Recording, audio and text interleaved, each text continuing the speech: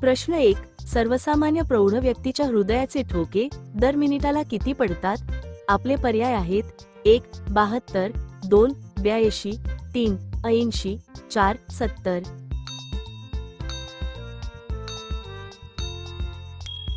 आपले बरोबर उत्तर आहे पर्याय क्रमांक 1. 72.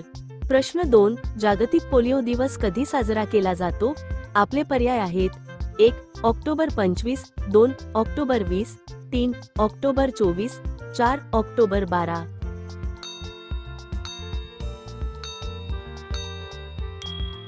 आपले बरोबर उत्तर आहे पर्याय क्रमांक 3. ऑक्टोबर 24.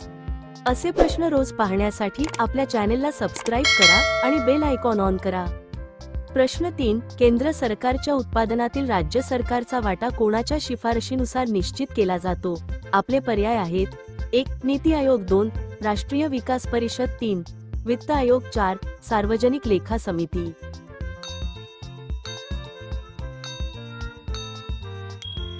आपले बरोबर उत्तर आहे पर्याय क्रमांक 3. वित्त आयोग. प्रश्न 4. एकदिवसीय द्विशतक करणारा सर्वात तरुण खेळाडू कोण ठरला आहे? आपले पर्याय आहेत: 1. रोहित शर्मा, 2. शुभमन गिल, 3. ईशान किशन, 4. सचिन तेंडुलकर.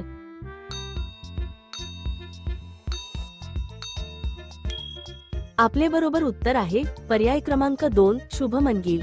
प्रश्न 5. शेती क्षेत्रातील अखंड 24 तास वीजपुरवठा करणारे भारतातील पहिले राज्य कोणते? आपले पर्याय आहेत: 1. महाराष्ट्र, 2. तेलंगणा, 3. हरियाणा, 4. केरळ.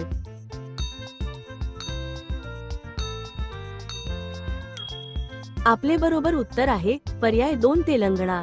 प्रश्न 6. खालीलपैकी कोणती नदी कर्नाटक आणि तामिळनाडू या 2 राज्यात वाहते? आपले पर्याय आहेत: 1. कावेरी, 2. गोदावरी, 3. कृष्णा, 4. यांपैकी नाही.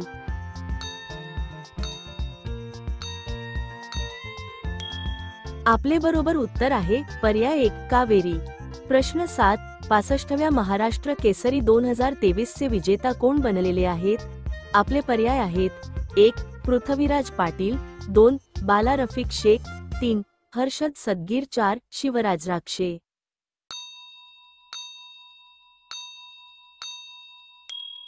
आपले बरोबर उत्तर आहे पर्याय क्रमांक 4. शिवराज राक्षे. प्रश्न 8. जिल्हा परिषदेचे कामकाज एकूण किती समित्यामार्फत चालते? आपले पर्याय आहेत: 1. 8, 2. 12, 3. 10, 4. 9.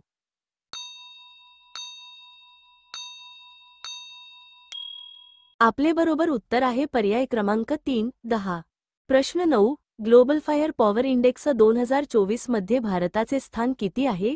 आपले पर्याय आहेत: 1. दुसरे, 2. पहिले, 3. तिसरे, 4. चौथे.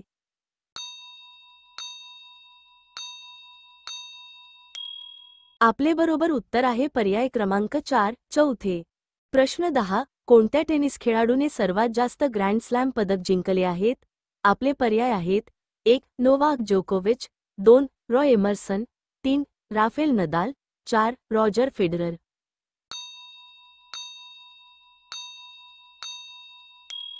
आपले बरोबर उत्तर आहे पर्याय क्रमांक 1. नोवाक जोकोविच. अशाच अजून प्रश्नाची तयारी करण्यासाठी आपल्या चॅनेलला सबस्क्राईब करा. धन्यवाद.